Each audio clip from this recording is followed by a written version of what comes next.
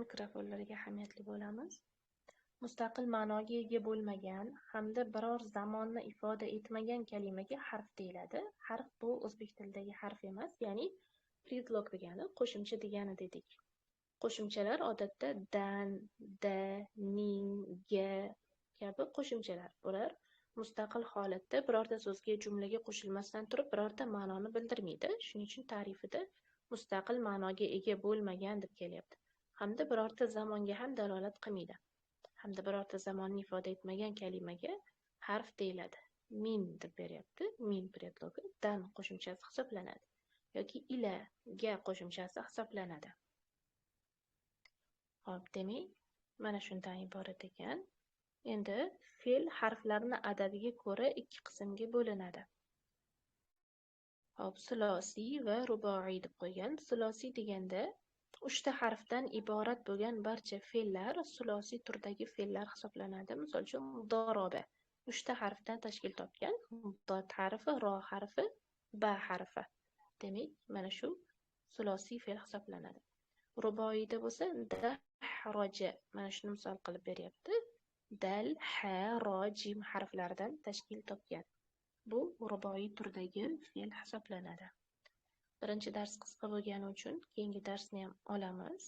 Darslarimiz haftada har haftada bir marta bo'lganligi sababli, ya'ni keyingi sarf nahv darsimiz haftaning keyingi mana shu kunida bo'ladi. Bir haftadan keyin ungacha o'zlashtirishga ulgurasizlar inshaalloh. Xo'p, keyingisi mezon mavzusi ekan. Arab kalimalarining mezoni, tarozisi fa, ayn, lamdir. Ya'ni kalimadagi asl harflardan zoida harflarni ajratish uchun qo'yiladigan o'lchovdir. Arab tilida harflar ikkiga bo'linadi. Mana shu sarf ilmi bo'yicha asli harflar va zoida harflar. Asli harflar deganda, asli harflar bu kalimani o'zagidagi asosiy o'zini asli harflar, haqiqiy harflar hisoblanadi. Endi undan birorta so'z yasamoqchi bo'lib, zamonini o'zgartirmoqchi bo'lsak yoki undan boshqa narsa yasamoqchi bo'lsak, unga boshqa harflarni qo'shib turib, ba'zi qoliplarga solib, o'zgartirish kiritib, boshqacha so'z yasashimiz kerak bo'ladi. Boshqacha so'z yasaganimizda tashqaridan qo'shilib qolgan asli harflardan tashqari boshqa qo'shilgan harflar zoida harflar deb ataladi. Zoida so'zi ziyoda qilingan, orttirilgan degan ma'noni bildiradi. Xo'p, demak, mana shu mezon, tarozi doim kerak bo'ladi. Bu fa, ayn, lomdan tashkil topib, faala vazni yoki mezoni deb ataymiz. Mana shu faala mezoni asosida ajratib olamiz zoida harflarni. Kalimada fa, ayn, lam barobarida kelgan harflar asli harflar deyiladi.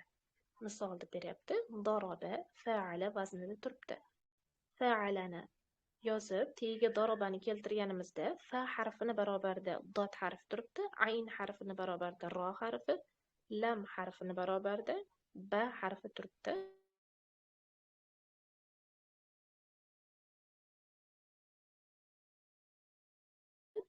Bu vazn ham 3 ta harfdan iborat, fe'l ham, ya'ni bu kalima ham 3 ta harfdan iborat. Demak, bu faala. Demak, bularning barchasi darobadagi 3 ta harf ham asli harf hisoblanadi. Bu yerda zoida harf yo'q. Tushunarli bo'lyaptimi? Tushunmagan joyinglar bo'lsa bemalol qo'linglarni ko'tarib, mikrofon ochib so'rashinglar mumkin bo'ladi.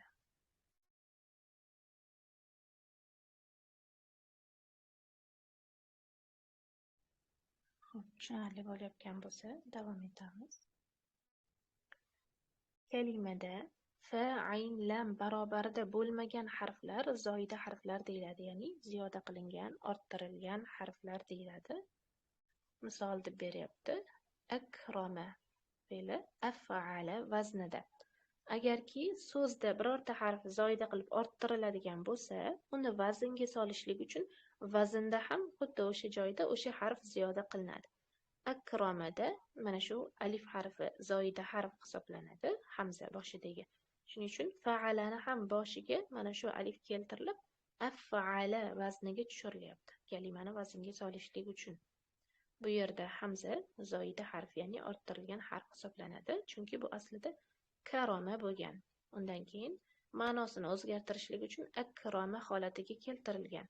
Zoida harf qo'shilgani uchun endi bu 4 ta harfdan iborat bo'lib qoldi va faala vazniga to'g'ri kelmaydi. Vaznga ham mana shu harfni ziyoda qilib faala vaznini af'ala vazniga aylantiramiz. Shunda mana shu vaznga tushadigan holatda bo'ladi.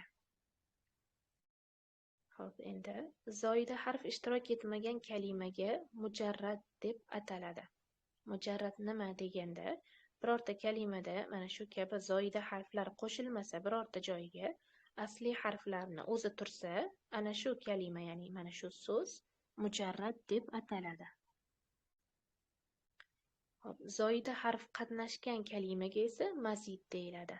Agar mana shu akroma kabi birorta joyga, oxiriga, boshiga yoki o'rtasiga ham qo'shilishi mumkin zoida harflar.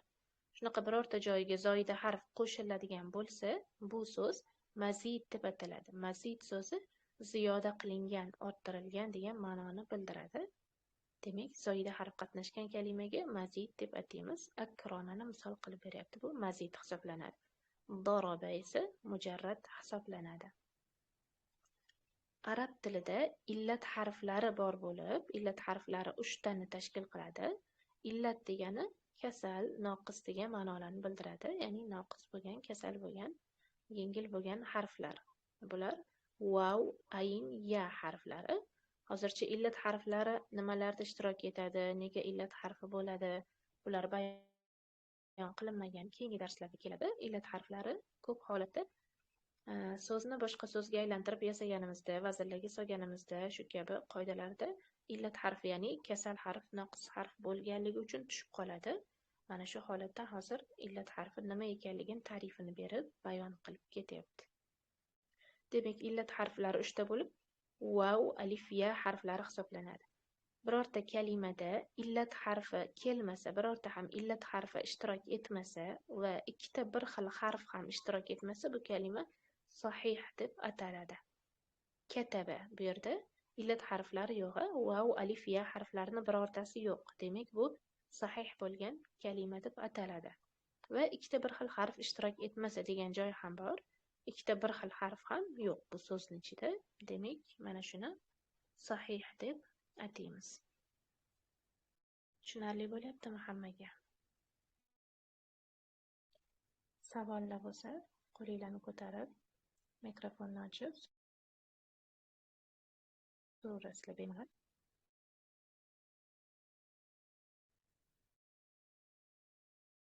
Tushunarli bo'lgan bo'lsa, sarfdan mana shu joyda kifoyalanamiz. Mana shu ikkita mavzuni keyingi darsga o'zlashtirib kelishinglar kerak bo'ladi.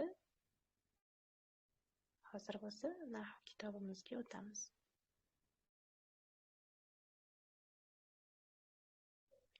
Sarf va nahv ilmi arab tilidagi asosiy ilmlardan hisoblanadi. Eng asosiy ilmlardan hisoblangani uchun arab olimlari sarf va nahvni arab tilini onasi va otasi deya ta'rif berishadi. Sarf va nahvsiz arab tilini tasavvur qilib bo'lmaydi. Sarf va nahvni o'rganmagan, lekin arab tilini biladigan odam arab tilini mukammal bilgan hisoblanmaydi, chunki arab tilini o'z sarf va nahvidan tashkil topadi. Va arab tilini barcha grammatik qoidalari mana shu sarf va nahvda jamlanadi. Xo'p, nahvdan birinchi mavzumiz Bismillahirrohmanirrohim. Kalom deb atalyapti. Darsun Muhammadun qoro'a. Shu kabi o'zidan biror ma'no anglatgan so'zga arab tilida kalima deyiladi. Yuqorida o'tdik buni sarf ilmida. Kalima deyiladi. Biz buni sarf fanida bilib o'tgan edik. Endi bu kalimalarni birini ikkinchisiga qo'shib, qoro'a Muhammaduni darsa desak, ya'ni Muhammad darsni o'qidi degan jumla hosil qiladigan bo'lsak, bundan birorta ma'no hosil bo'ladi. Yuqoridagi kalimalarda esa alohida so'z shaklida aytganimizda birorta jumla holatdagi ma'no hosil bo'lmaydi. Jumla holatga keltirgandan keyin bundan birorta fikr va ma'no hosil bo'ladi.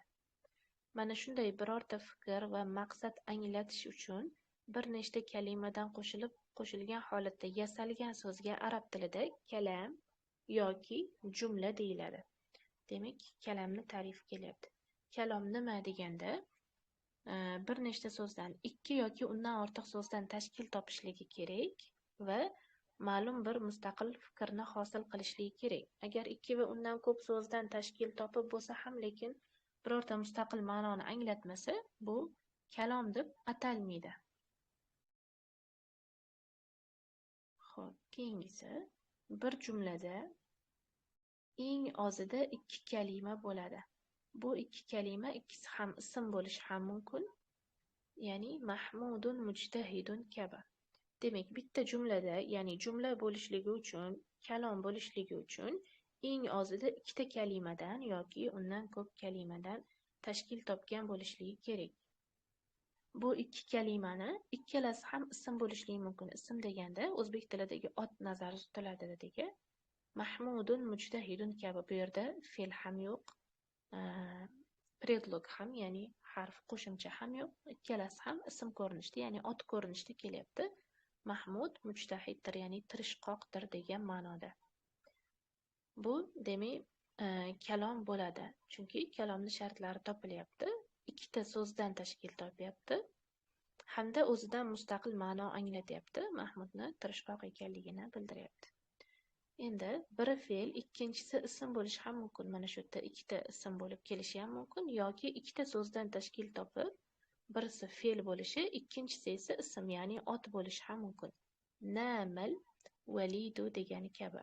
Bola uxladi degan ma'noni anglatadi. Birinchisi nama fe'l bo'lyapti, validu ikkinchisi esa ism bo'lyapti. Demak, kalom bo'lish uchun ikki yoki undan ortiq so'zdan tashkil topadi va birinchi turi ikkalasi ham ot bo'lib kelishligi, ya'ni ism bo'lib kelishligi mumkin. Ikkinchi turida birinchisi fe'l, ikkinchisi esa ot bo'lishligi mumkin. Ammo fe'llarni o'zidan yoki harflarni o'zidan jumla yasab bo'lmaydi. Fe'llarni o'zidan deganda birorta ot ishtirok etmagan holatda ikkita fe'ldan tashkil topadigan yoki 3 ta 4 ta fe'ldan tashkil topadigan bo'lsa ham u kalom bo'lmaydi. Jumla holatiga kelmaydi. Yoki harflarni o'zidan, harf deganda sarf ilmida o'tdik. Predloglar, ya'ni qo'shimchalar nazarda tutiladi. Mana shu qo'shimchalarni o'zidan ham jumla yasab bo'lmaydi. Xo'p, keyingisi, kalom va jumla bo'lishi uchun ikki yoki undan ortiq kalimadan yasalib, o'zidan bir fikr anglatsin degan edik. Shunga ko'ra, qolamu tilmizu fil bayti tilmizun mujtahidun kabi so'zlar ikki nakra noaniq kalimadan yasalgan bo'lsa-da, jumla yoki kalom deb aytilmaydi. Mana shu yerda berilgan misollar ikkita so'zdan tashkil topishiga qaramasdan kalom hisoblanmaydi. Chunki o'zidan mustaqil bir ma'no anglatmayapti. Qolamu tilmizi, qolamu qalam ruchka degani, tilmizi o'quvchi degani, tilmiz oxiridagi kasra olishligi ning qo'shimchasi hisoblanadi, o'quvchining qalami. O'quvchining qalami deganimizda birorta mustaqil ma'no chiqmaydi, hech kim biror narsa tushunmaydi.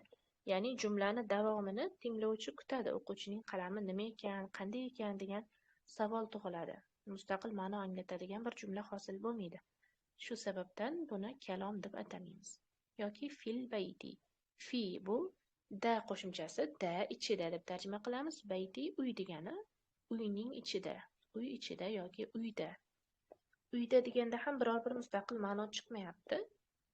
Uyda deganda tinglovchi eshitganida uyda nima ekan deb jumlani davomi kelishligini kutib turadi, ya'ni mustaqil ma'no hosil bo'lmaydi. Shu sababdan bu ham kalom bo'la olmaydi. Nahv ilmi bo'yicha bu kalom deb hisoblanmaydi. Keyingisi, tilmizun mujtahidun. Tirishqoq o'quvchi degani. Tilmizun o'quvchi, mujtahidun tirishqoq. Tirishqoq o'quvchi. Bu ham tirishqoq o'quvchi deganda tinglovchida savol paydo bo'ladi. Tirishqoq o'quvchi haqida nima demoqchi ekan, tirishqoq o'quvchi nima ekan, kim ekan degan savol paydo bo'ladi. Chunki jumla tushunarli holatda ma'lum bir mustaqil fikrni, ma'noni anglatgan jumla bo'lmayapti. Shu sababdan bu ham kalom hisoblanmaydi. Mana shu joyda nakra degan so'z keldi. Bilmaganlar uchun buni ochiqlab o'tamiz. Nakra degani noaniq degani. Arab tilida kalimalar mana shu aniqlik, noaniqlik jihatidan ikki turga bo'linadi. Nakira va ma'rifa. Nakira noaniq so'zlarga aytiladi. Ma'rifa deganda aniq holatdagi so'zlarga aytiladi. Xo'p, demak, bu yerda ikkita nakira ismdan, noaniq ismdan tashkil topib qolsa ham kalom deb atalmaydi. Agar ma'rifa bo'lganda edi, aniq bir ismdan tashkil topsa, unda bu kalom bo'lishligi mumkin edi. Mana shu yerdagi oxirgi misolimiz tilmizun mujtahidun yuqoridagi mahmudun mujtahidunga o'xshab ketadi ko'rinishi, qarasanglar. Mahmudun mujtahidunda ham ikkita ismdan tashkil topgan, bu yerda ham mujtahidun so'zi kelgan. Tilmizun mujtahidunda ham fe'l yo'q, qo'shimcha yo'q, ikkita ismdan tashkil topgan. Lekin mahmudun mujtahidunni kalomga misol qilib berildi.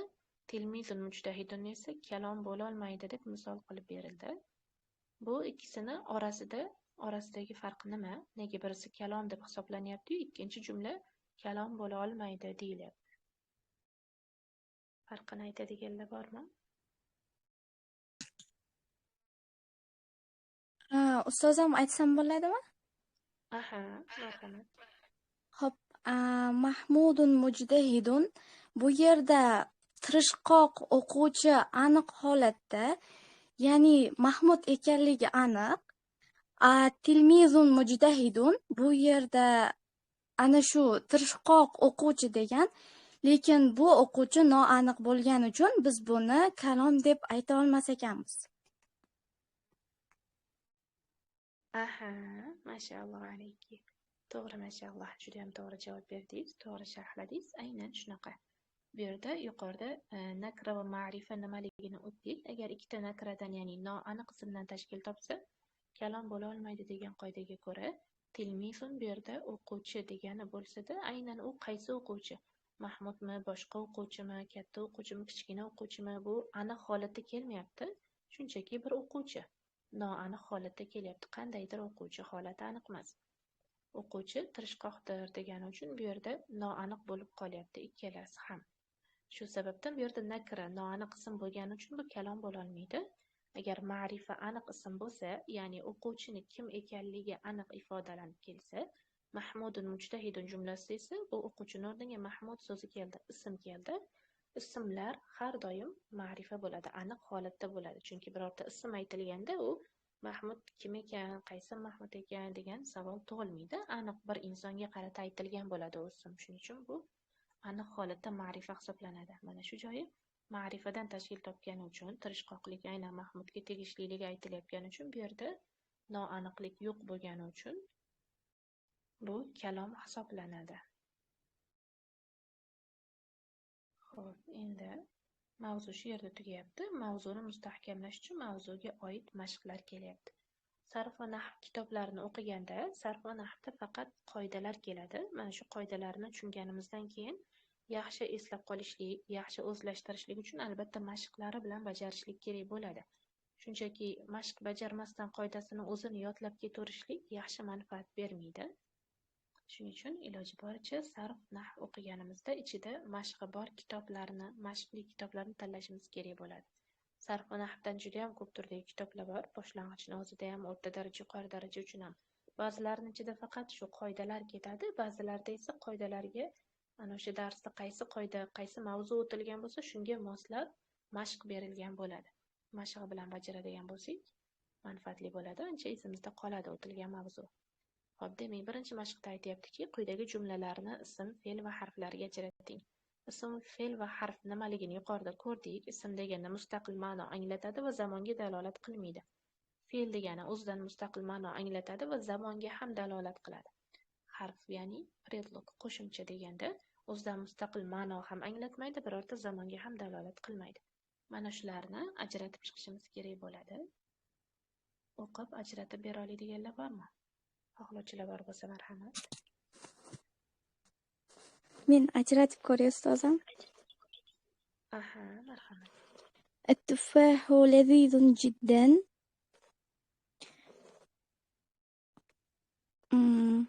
التفاح اسم.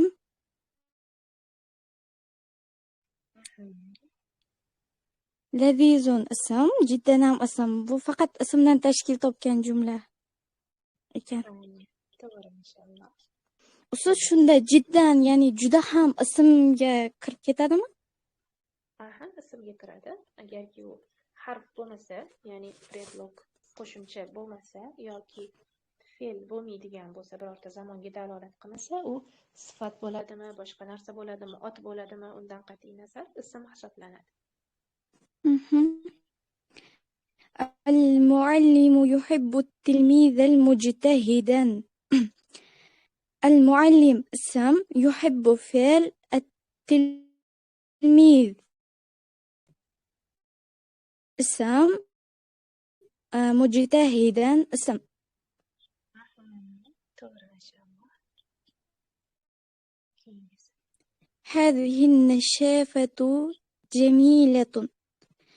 هذه اسم، النشافة اسم، الجميلة فهم اسم.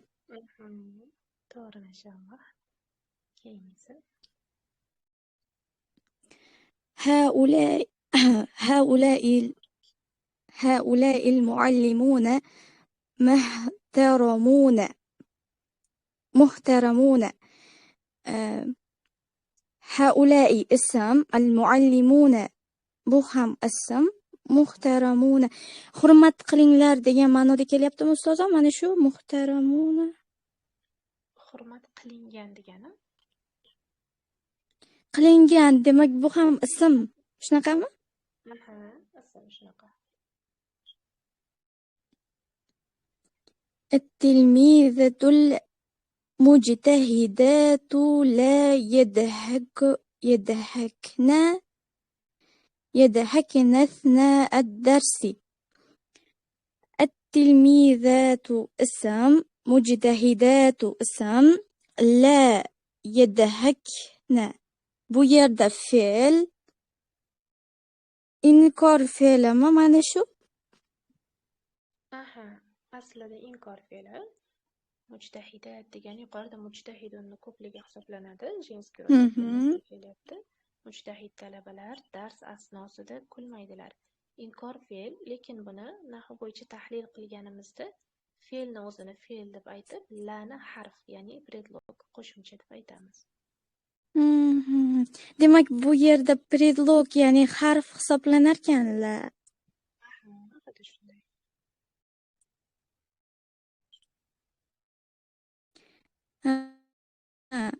أثناء اسم، الدرس ham ism hisoblanadi. Mashaalloh. Alloh ilmingizni ziyoda qilsin. Rahmat. Boshqa qilishni خرجت إلى السوق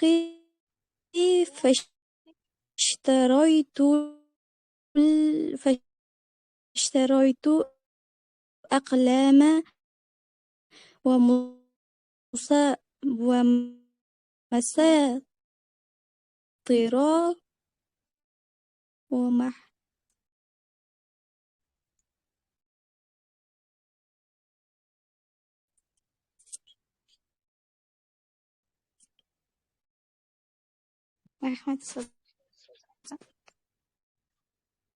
o'qib bering. Mana shu jumlani yakunlab qo'ying. Keyin boshqalar qilishadi.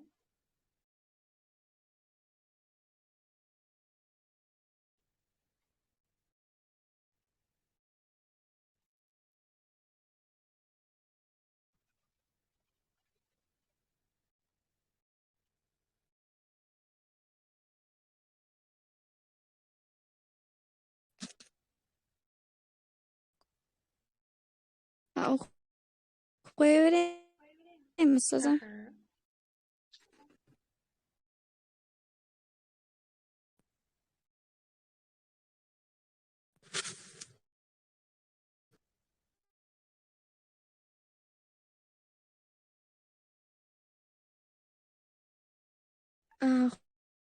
خب خرجت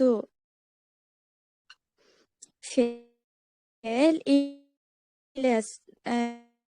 إلى حرف جر، سوق اسم، إلى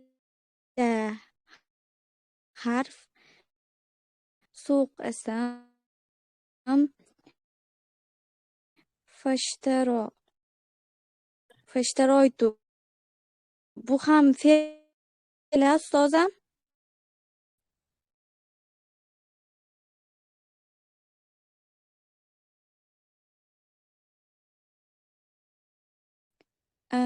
أقلاما السم Bu yerda مساطر internetimda biroz mazmun bo'lyapti. Shunga ovozim السم kech beryapti shekilli. Fa bu yerda ومحابر harf bo'lyapti. bu Ha, ham ishtaroytu ism. ko'rinishida kelgan. كراسي كراريسة bu ham ism. Mashalloh. Alloh ilmingiz ziyoda qilsin. Yuqorida fashtaroytuni so'radingiz. Fa bu yerda harf bo'lyapti. Ishtaroytuni o'zi fe'l bo'lyapti.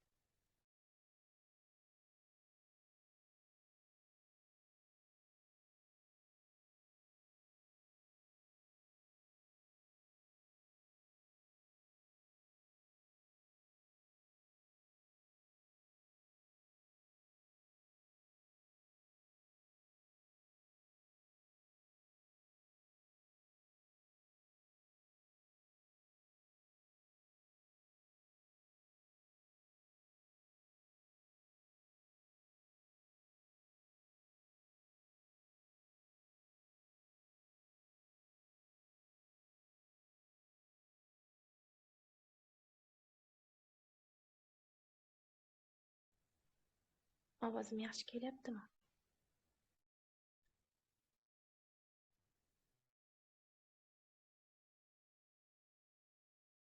keldi. Assalomu alaykum.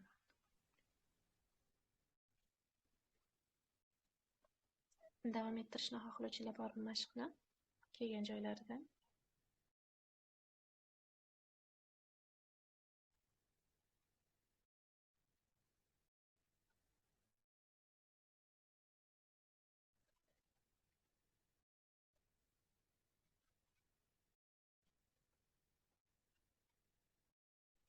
Assalomu alaykum va rahmatullohi va barakatuh. Men o'qib o'qisam bo'ladimi? Aha, bo'ladi, marhamat.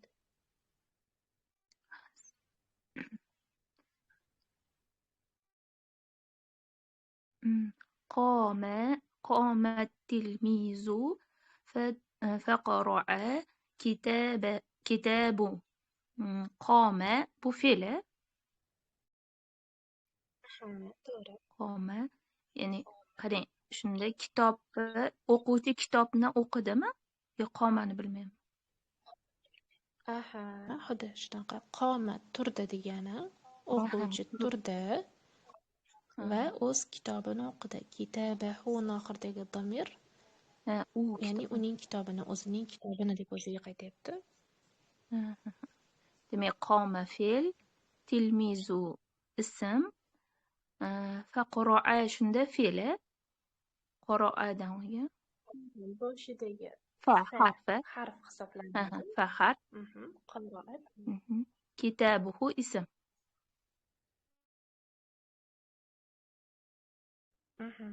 To'g'ri, mashalloh. Keyingisi. Dudatul qozomi? Qozo. Qozi.